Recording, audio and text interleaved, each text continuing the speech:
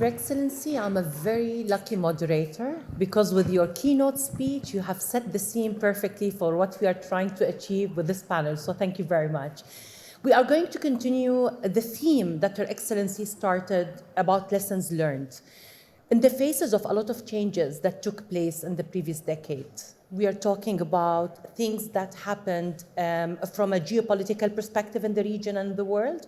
We're talking about climate change. We're talking about positive changes such as scientific breakthrough. And of course, we're talking about technological advancement. All of these have had an impact on the SDGs. And we're very lucky today because we are in the presence of leadership from 3 organizations that have operated on the ground, delivering day in, day out on the SDGs around the world. Those organizations not only have empowered people on the ground to be able to carry on delivering SDGs by building them into development sustainable plans, but they have also dealt with geopolitical changes and challenges and have operated in tricky regions as well. So without further ado, Dr. Heike, yesterday we attended the ministerial roundtable. And there is something that you said that grabbed the attention of all ministers and high executives that were around the table: synergies and the importance of synergies. And let's start talking about synergies to set the tone for this panel today. Thank you so much. It's great to be here. And actually, I think indeed, I couldn't have thought of a better, stage setting than Your Excellency's speech. I think you also mentioned synergies and collaboration across different areas. And I think looking at my fellow panelists, I think maybe I share an example of collaboration that was new for us. So when the start of the Syria crisis happened and the refugee influx came to Jordan, we thought, we are a bank, that has nothing to do with us. That's the UNHCR's job, to help deal with this. But we are here to invest in sustainable, in green projects in Jordan. But, this is not really our mandate. But then we realized we can actually not do our job and fulfill our mandate of private sector sustainable investments without collaboration in the face of this crisis. So for the very, very first time ever in EBRD's history, we coordinated with UNHCR and an NGO called International Refugee Council to say, look, okay, so we want to build sustainable wastewater infrastructure in West Idlib, which is at the border to Syria. Now they have an influx of many, many refugees. What do we do? How can we help that not only these cities that are hosting the refugees actually benefit from better infrastructure, but also the refugees can participate in the construction and the supervision of these massive infrastructure projects. And so for the very first time, we built into our due diligence process looking at how refugee communities and host communities can benefit from a green wastewater connection network. And ultimately, it was constructed. 160,000 families got access to wastewater network in the north of Jordan. But it wouldn't have been possible without the synergies between humanitarian NGOs and sort of a very bricks and mortar type of bank like EBRD, who puts financing and infrastructure knowledge at play. So I think what the SDGs show and the future is we need to work together. We need to have the synergies to develop impact on the ground. And we can't continue just to be, okay, my mandate is this, and your mandate is something else. Yes. And we just hope that at the end we're going to make it by 2030.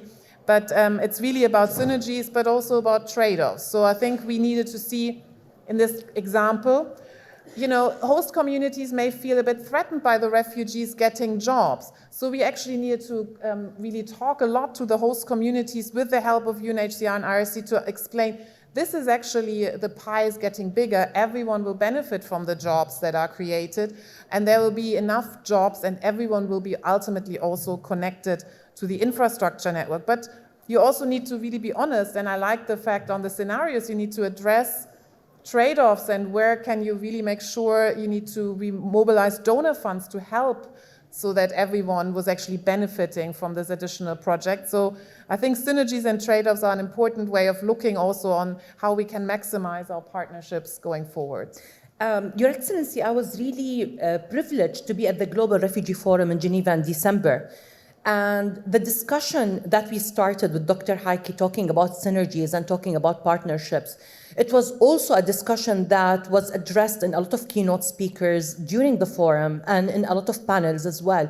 And one of the themes that emerged is preparedness and response to emergencies, but hand in hand, as Dr. Heike said, with development and with support to hosting countries and to countries in conflict. Do you care to elaborate more on that? Because leading to this panel, when we had the discussions to prepare for it, it really struck me when you spoke about the importance of starting from day one with the development plan in addition to emergency response.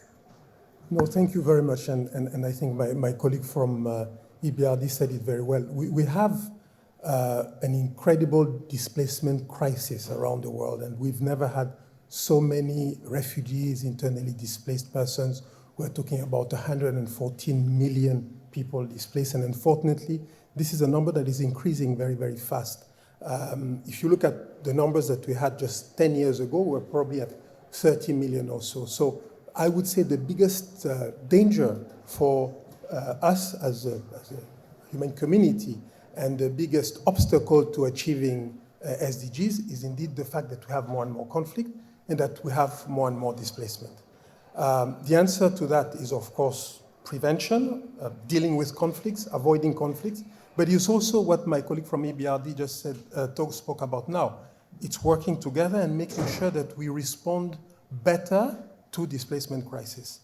In the past, and also because the numbers were smaller and the situation lasted less time, we tended to look at displacement, forced displacement, simply from a point of view of a humanitarian response. You provide temporary assistance, expecting that the solution would be found quickly, that people would be able to go back to their place of origin. But what we see now is 10, 15 years in this region. We all can think of the crisis in Syria, started in 2011, we're now in 2024, it's continuing, so it's lasting. So how do we respond to that? And the very example that EBRD gave, my colleague from EBRD gave, is the Syria crisis. And from the beginning, the question was, should we simply provide humanitarian assistance, or should we try and invest in those who find themselves in displacement in order for them to be self-reliant as fast as possible? And this is what we're trying to do in this case, and this is what we're trying to do in many other situations around the world to make sure that displacement is better managed. And the example that you gave of the Global Refugee Forum that took place in December last year was precisely bringing the whole world, the entire world, all partners, faith-based organization, private sector, government, NGOs, coming together and saying, okay, how can we together address one of the crises which is challenging the most the entire world? And you said it, at the end of the day, those providing asylum, those providing protection, those offering opportunities to people who find themselves in displacement are the communities. And the community leaders, many of whom were addressing the GRF in Geneva, are key, and including, and it's important to underline that, faith-based organization. Faith is, at the end of the day, what reminds us of the importance of asylum. When people find themselves having to flee, we all have a human responsibility, which faith reminds us of providing asylum, receiving the person who is fleeing and providing protection to that person. Indeed, and the speech that His All Holiness Bartholomeus made at the forum was reflective of that, and it opened my eyes to the importance of faith leaders as community leaders and as enablers to humanitarian aid organizations and to organizations that want to operate on the ground as grassroots level organizations. Dr. Abdul Karim, His Excellency Raouf spoke about self-reliance. And how can we create independence? And how can we create financial independence? How can we create a sustainable approach to those who are in need, vulnerable communities? But also, you have an experience where you have created funding mechanisms that are more resilient to the changes that are happening around us in the world. Do you care to touch on that? Sure, thank you very much. First of all, I would like to thank Her Excellency because she set the scene, you know. There is a saying says, Yeah, we're very lucky. never let a crisis go to waste. So we really benefited from COVID-19 where we established our feeding program. So we started in 2020 with the 10 million meals where we distributed meals to affected people with COVID-19. And it was very successful, which encouraged us in 2021 to go to 100 million meals, where we ended feeding 220 million people in 46 countries. The year after it went grow bigger and bigger. You know, in Dubai always we want to be number one, so we grow it to 1 billion meals.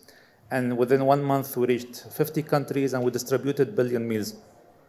But we changed the philosophy from giving, you know, hot meals and food baskets to more sustainable way, because it's about sustainability. It's not about only just feeding, you know, the old Chinese proverb, don't give me a fish, teach me how to teach a fish. So we changed the philosophy in 2023 where we built an endowment. So we have the 1 billion meals endowment. And it helped us to set the scene that we are ready for any crisis, God forbid anywhere, we have the financial mechanism to support. And it's the endowment that will help us keep running and supporting all these programs year after year. And also we changed the philosophy of, rather than giving the meals, is enabling the communities. For example, in Africa, 30% of farmers, they left the continent. They left their farms because of drought or conflict. So instead of giving them meals, we are helping them to go back to their farms, you know, to be able to educate them, to do farming. So rather than giving them, we are enabling them. We are enabling the entrepreneurs to help them in these communities. Same thing, you know, when she talked about digitization, you know, in COVID-19, because of COVID, we came up with the digital school. Because alhamdulillah, in UAE, it's very well organized. When there was COVID-19, there was no issues. Immediately, we switched into online. But His Highness thought, okay, what about these countries that they don't have these means? So he launched the digital school in COVID-19. We would like to support these organizations to continue their education, because education is very important. Regardless if there is conflict, COVID, pandemic, their education should continue. So we have these digital school initiatives where we are aiming to teach 1 million students, different parts of the world. We are already in Colombia, in Iraq, in Syria, and 6 countries around the world, where we help the schools to digitize the curriculum. We help the teachers we enable them to teach digitally, and we teach the students. So these are some things, parts of the initiative that we do. You know, Dr. Abdul Karim, you're talking, and what I hear is adaptability. Something is not working anymore. We try to change our approach. We try to change the mechanism in which we are operating. And I think with the discussion yesterday and some of the keynote speakers today, there was some talk about, are the SDGs still relevant? And are the SDGs flexible enough to be reflective in the regional interest of countries? And Dr. Haike, there is a lot of strong interest and investment and focus from your end on climate-driven projects and climate-driven finances. With the geopolitical shifts in the region, does that change? Did you have to adapt to different ways, or adapt to a different funding mechanism, or change the way you approach that? I think what's definitely changed is the perception and the actual risks. So I think if we look at oftentimes climate change investment, they are sort of medium long term, but then we get these short term additional risks of war, of displacement, of high interest rates, of various sort of a return to safety of global capital. So we had to. And I think that made us think, okay, we can't just have, okay, we're just building a solar farm here somewhere, you know, and then we just finance it over 25 years, and we will get a lot of private sector money who wants to finance a solar farm in an area that suddenly has sort of is close to a conflict. So no, this doesn't work anymore. We have these medium-term ambitions to want to really invest in changing the electricity to a green source, to really improve climate in the medium and long term, but then we have short-term shocks. So I think that was where the question really was around agility, and we needed to come up with new instruments.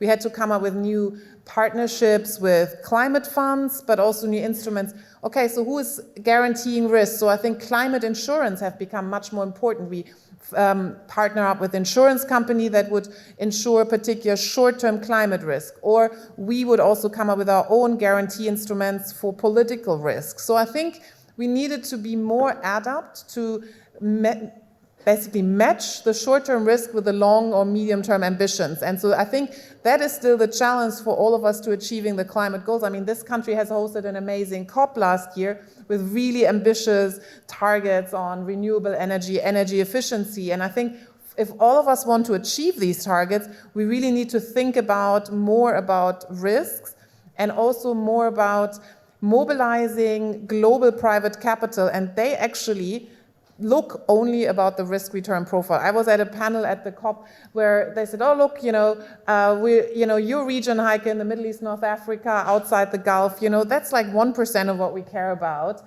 because, your risk-return is not interesting for us. So we need to, globally make sure that because these are really great medium, long-term investable opportunities. I mean, why shouldn't you have massive solar farms in Egypt, in Tunisia, in Morocco, in Jordan, with battery storage, green hydrogen? But I think you need to attract this capital by having more agile risk methods. So I think looking at the short term, coming up with instruments of insurance and risk to achieve what we want to do in the medium and long term is really, really important. Otherwise, I think we can be easily derailed by the short-term shocks and then, deer in a headlight and sort of think, okay, we can't do our normal way of doing business and we won't achieve the climate SDGs. But I think if we address the short-term risk, I think we can move forward. Absolutely. And there are tools and mechanisms. Maybe I'm very optimistic, but there are tools and mechanisms in terms of technology, in terms of science, in terms of analysis and data-driven analysis that would help us not predict a geopolitical shift, but could help us maybe better prepare for it. Dr. Abdul Karim, this is something that you said, and I was very interested to know how can we learn more about preparedness? Okay, I am a medical doctor, so we always say prevention is better than cure. Yeah, but we are, as an NGO, we are a hope-making business, Unfortunately, the region, there are lots of conflicts in the region. If you look today, if you talk to anybody in the region, life is becoming very tiny space. So we encourage them to move to hope, which is a very vast space, So, and the best thing is reading. Because with all these conflicts, education is very important. That's why His Highness Sheikh Mohammed bin Rashid Al Maktoum, he came up with the Arab Reading Challenge in 2015 because I think there is nothing guaranteed in life, but education is the most guaranteed thing. So, and reading is the key to education. So at that time, he launched the Arab Reading Challenge because reading started here, the first word in Quran is Iqra. So nation of Iqra should read again.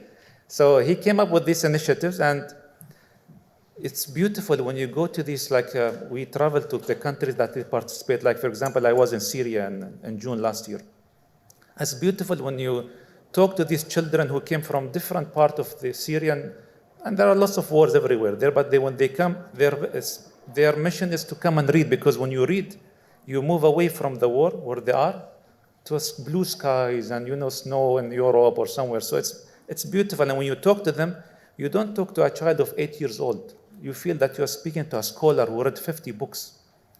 So it's a beautiful initiative where we encourage kids to read 50 books to be eligible for the award. And last year alone, we had 24.8 million people from 46 countries reading books.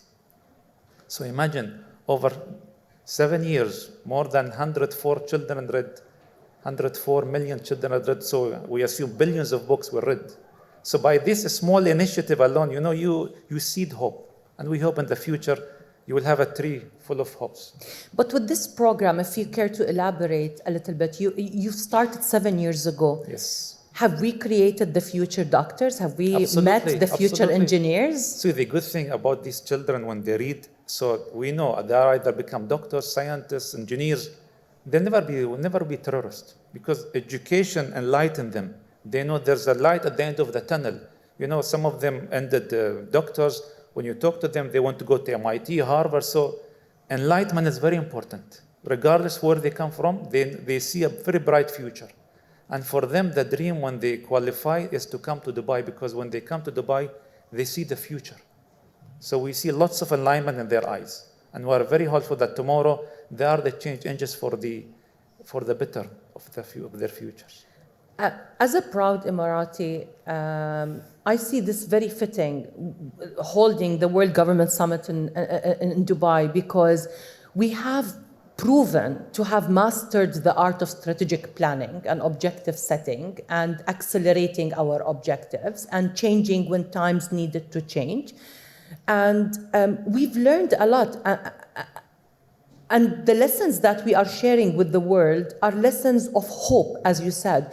So, Your Excellency, is looking forward to SDGs 2045 a reason to abandon 2030? Is it true that we are going to reach 2030 with not all our objectives achieved and, oh, what a shame? Or do you see a message of hope? Because your organizations have mastered the art of hope. You have given hope to a lot of children and a lot of vulnerable communities around the world who are struggling in areas of conflict, to a lot of displaced people, whether through conflict or climate change.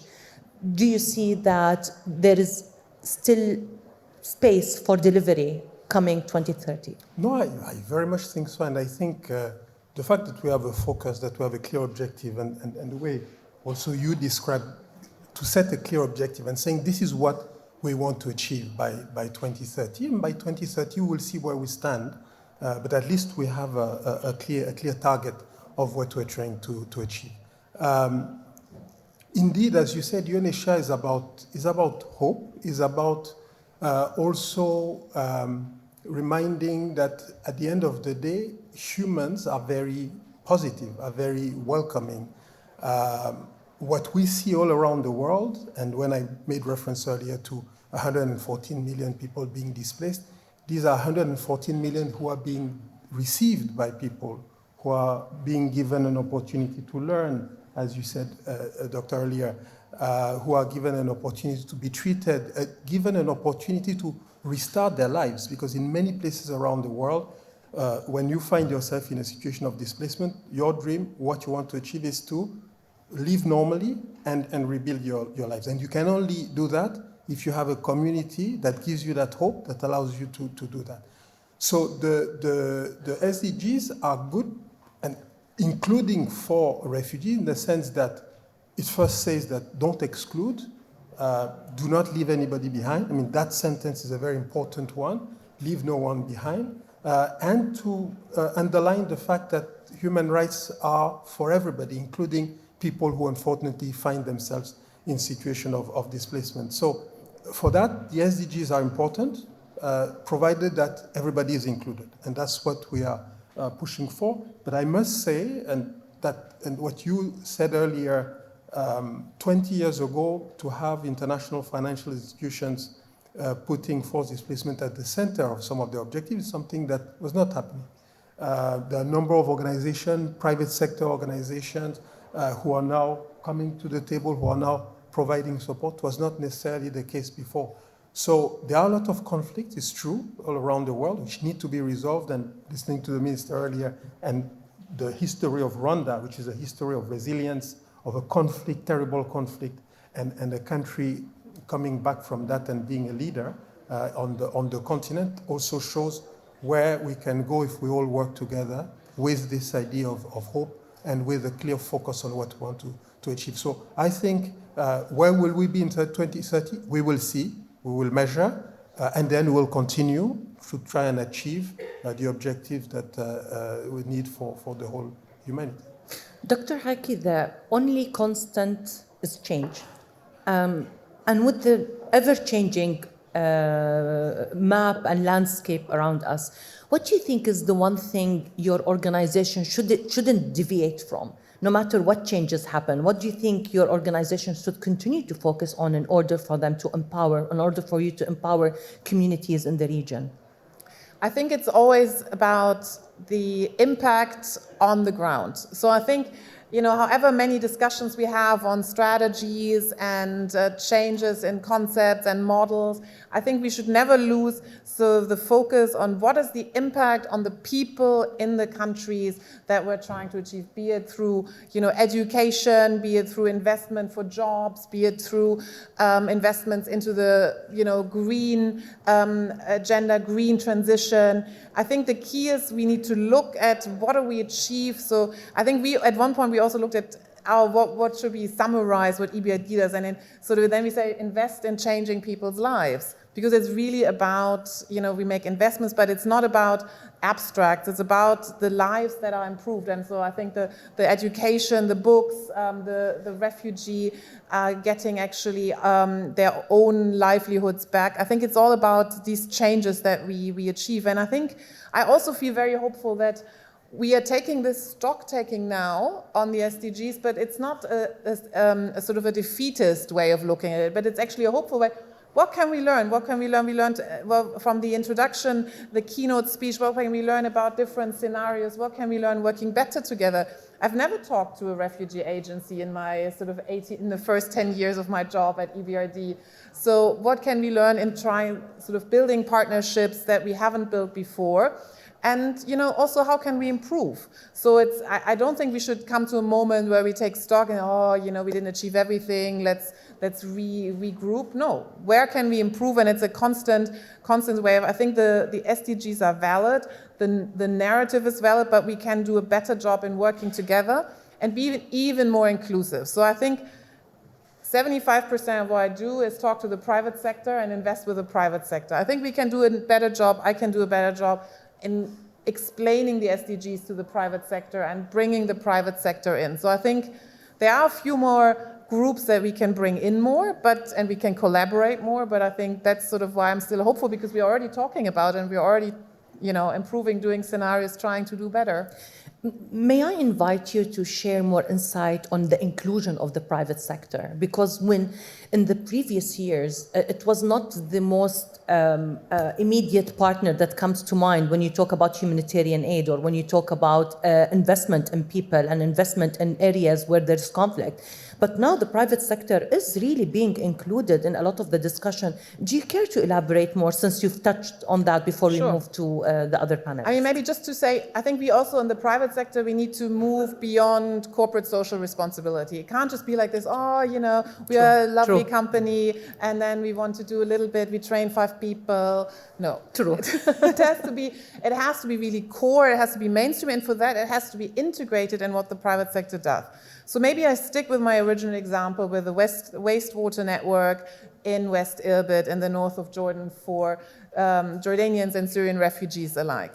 So who is constructing actually this wastewater network? It was a tender to a number of private, global and Jordanian construction companies that are concerned. So they are bidding to construct this contract. So how do we make sure that they consult the host communities, consult the refugees, but also are going to employ in this one the host community and the refugees? And there I think we all need to help the private sector and give them targets, guidance in what is actually the key achievements. And then the private sector is actually very good. They did a fabulous job in constructing. And with the targets of how many host communities, how many refugees need to be employed, what needs to be consulted, they actually private sector is very good in following KPIs and actually, following a tender that they won. So I think, but we need to make it easy. We need to make sure that the international community makes it easy for the private sector to also see, these are the targets. And actually, what was fascinating, so it was a consortium of a Jordanian company and an international player. And actually they said, now we invested in all this training from the people from this region. I think we're going to keep them, So actually there was a lot of retention of the refugees and the host communities from West Irbid getting permanent jobs in this construction company and constructing, another water pipeline in Aqaba next. So I think it's also helping over this initial bump, but then making sure that it actually is mainstreamed into what the private sector can do. So I think letting the private sector do what they do best, but actually helping them to have the right KPIs. Including the private sector, Your Excellency, you have operated within mature partnerships network. You have a huge network of mature partnerships. But you are still forging those new partnerships in different places in the world. And that is something that is very refreshing. You are always in the look for a new partner that will help you have more access to vulnerable communities and help you deliver better services to vulnerable communities, especially children and women. What challenges do you face in forging new partnerships? Because those old partnerships, either inherited or either built through the previous decades, have matured, and there is the common trust and there is the shared trust and you're comfortable in them. But what challenges do you find as your organization forging new partnerships in new areas and new regions? No, you're right. And actually, last week I was in South Sudan, in Juba, with one of the vice presidents of the African Development Bank, somebody who is a banker and who normally deals with mainstream regular activities and not necessarily humanitarian activities, not necessarily refugees. But she was struck to see how much the intervention of her bank was needed in this kind of context, and precisely for everything that we said earlier. So looking for new partnership, trying to move towards new partnership is something that we constantly do, because you have very good surprises and you suddenly realize that this partner which was not necessarily seeing refugees as one of its objectives, suddenly seeing something that can actually help. But something that I would like to add, in terms of partnership for the private sector, and we have started about a year ago a partnership with the IFC, International Finance Corporation, part of the World Bank Group. And our objective is actually to see the person who finds herself or himself in a situation of displacement as a private sector actor, not simply as a recipient of humanitarian assistance, which the person can be at the beginning when the crisis occurs, when you just cross the border, but very quickly you want to be able, if you've crossed a country and you have arrived in a country with your car, you want to be able to start operating as an Uber driver, and that's a private sector actor that you can be. How do you help somebody becoming or being that private sector actor? And what is required? What is required is that the regulation allows the person to start a business, that the person is helped to acquire another languages if necessary. So all these things, but to really beyond, and as you said, not just seeing the private sector in terms of contribution, humanitarian assistance, but the private sector as a way of making people self-reliant, being then able to have the hope that was mentioned earlier. It's only if you are self-reliant and you can build your own future that you can have that hope that we mentioned earlier. So more and more, as part of the many new partnerships that we're trying to develop, private sector in the very broad sense is definitely at the center of what we're trying to do. Dr. Abdel Karim, in such a short time, your organizations have become a very credible civil society organization and have gained trust from countries around the world. Do you care to share with us your experience from that perspective as an NGO? We've heard the perspective from Dr. Haki and from His Excellency Raouf, but as a civil society organization, an organization that perhaps in partnership with other organizations trying to deliver programs around the world, but from your perspective, what is your experience with governments and countries? What challenges did you face, and what tools did you use, and what solutions did you suggest that you feel facilitated your work around the world? I think age is irrelevant. I think it's the track of record of success what really matters. MBRGI, or the Mohammed Barash Global Initiative, was established in 2015. But today we talk about 5 main pillars. We have humanitarian aid and relief, healthcare and disease control. We have education and literacy, innovation and entrepreneurship, and empowering communities. We have more than 30 organizations operating under these 5 pillars. In 2022 alone, we spent 1.4 billion dirhams in more than 102 countries. We touched life of more than 100 million people around the world. We work with partners like UNHCR, UNICEF, WFP, and other UN agencies. What gave us the credibility is we are on the ground. We support, like for example, when the conflict happened in Sudan, we were the first NGO to be there in Chad with UNHCR. We called a different organization and then BRGI, so we, with the support of the 1 billion meals initiative and Suqya Al-Imarat, which is the UAE water program, we went there and we give support to the Sudanese people in Chad. We built water irrigation system and all. So more and more, when you do project after project and you show success, and very important that transparency. You are transparent with your people here, with your donors, as well as with the country that you go in. We always find partners on the ground. We don't like to operate alone. We like to find partners. We seek support from UNHCR and other UN agencies. But it's the success after success that gives you more credibility. And that's why we grow from few initiatives to now more than 30 initiatives under the Mohammed bin Rashid Global Initiatives.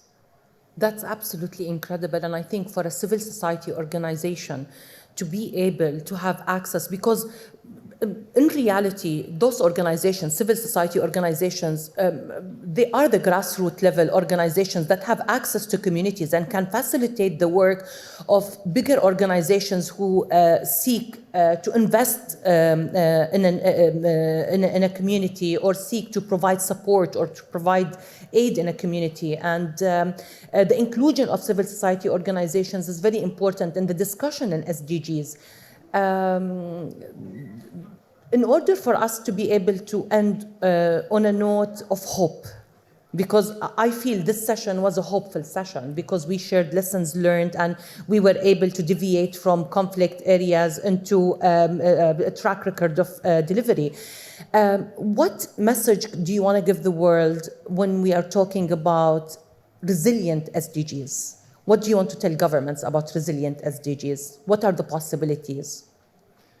I think never underestimate your people, and I think never underestimate what people also in challenging situations can achieve. I mean, I think this was really, working in areas where there's constant potential for conflict, it actually shows how resilient and agile the individuals and also how resilient and agile the companies that these individuals work in form are. So I feel incredibly privileged to work in areas where companies adjust, where people within companies adjust to ever-changing situations. So I think never underestimate the sort of potential for this agility and this resilience that you see in countries that actually have these shocks over the course of time. And I think being German, coming from a sort of country that has been stable for quite a while, I think it is actually always astonishing to see, I think if you have a new idea, how quickly it can be grown, scaled, and adopted in an area where there is resilience and agility. So never underestimate your people. Your Excellency Rauf,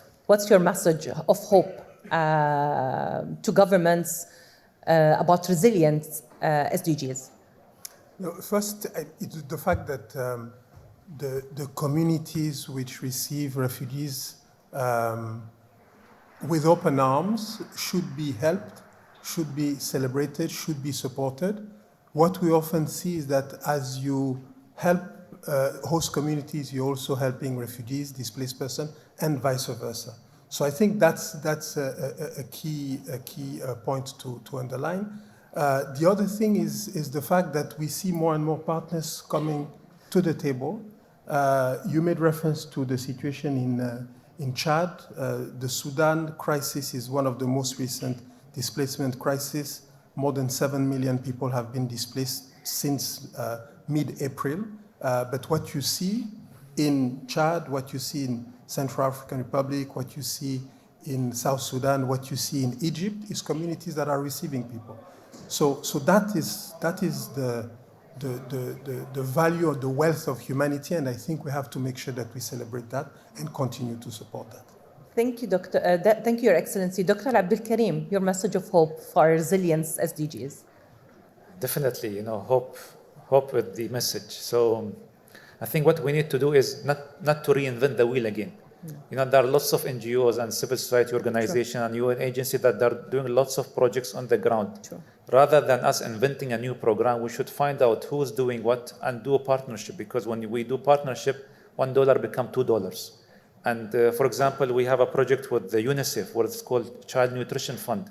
We go to countries that the government is willing to participate. So if you put $1, the government will put another $1, which means there is a buy-in in that country. So definitely, we are again in hope-making business, and definitely like Rwanda. You know, imagine what was in the 90s, where the genocide between Hutus and Tutsis. Now it's a success story. So always there is a hope. Thank you very much to our panelists. I'm sure that you will join me in thanking them for their insight, for their honesty, for their transparency, and for the hope that they have given us in SDGs 2030 and hopefully SDGs 2045. Thank you very much.